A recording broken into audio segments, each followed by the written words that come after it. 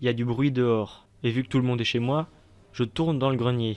C'est pour ça que je fais juste une voix off. Donc si vous entendez des bruits bizarres derrière, c'est dehors, parce que comme vous pouvez vous en douter, il n'y a pas beaucoup d'isolation dans le grenier. À part ça, tout va bien.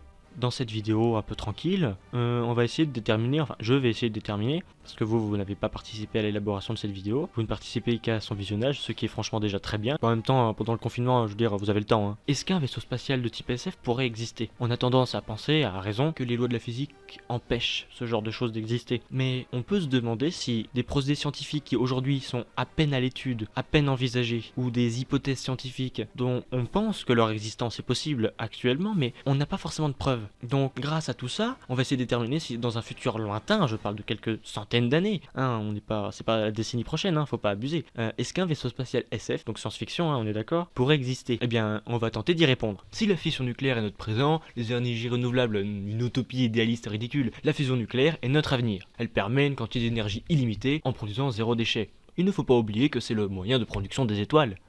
Les tokamaks sont des réacteurs à fusion, de forme torique ou sphérique, le premier, c'est comme un donut. Confiné dans un champ magnétique, c'est dans du plasma chauffé à 150 millions de degrés que des noyaux de deutérium et de tritium sont fusionnés, créant un neutron, un noyau d'hélium, mais surtout une grande quantité d'énergie. La gravité est une victime. Ce vaisseau lévite sans aucun réacteur vers le bas pour le maintenir tranquillement en l'air. Connaissez-vous l'énergie noire? Cette énergie hypothétique qui remplirait plus de 60% de l'univers et qui serait à l'origine de son inflation. Imaginons un petit instant que cette énergie noire existe et que nous avons la possibilité de la contrôler. Nous pourrions créer des répulseurs capables de créer une force gravitationnelle répulsive vers le bas, ce qui annulerait la force planétaire qui attire le vaisseau. Autrement dit, si on crée une force répulsive vers le bas, égale à la force de gravité de la planète, plus le poids du vaisseau, ce dernier lévite au gré du vent. Il suffit désormais d'utiliser des réacteurs classiques pour le déplacer, ou simplement le maintenir en place. Si maintenant on veut se rapprocher d'une planète, on remplace l'énergie noire par de la matière noire.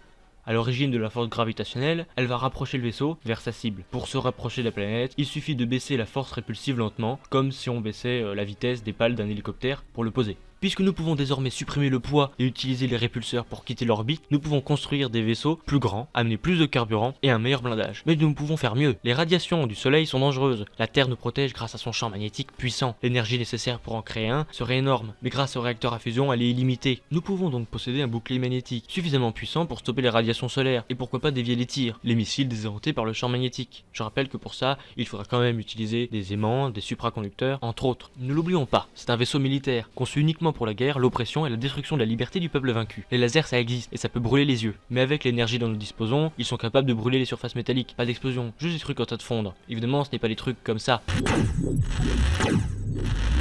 Mais plutôt comme ça. C'est une version améliorée d'un découpeur plasma, ou celui qui découpe des trucs dans On n'est pas que des cobayes. La couleur est due à leur longueur d'onde, et c'est le verre le plus lumineux et le plus puissant. Des canons laser continus seront donc montés sur le vaisseau, prêts à faire fondre les ennemis. Oh, it's beautiful.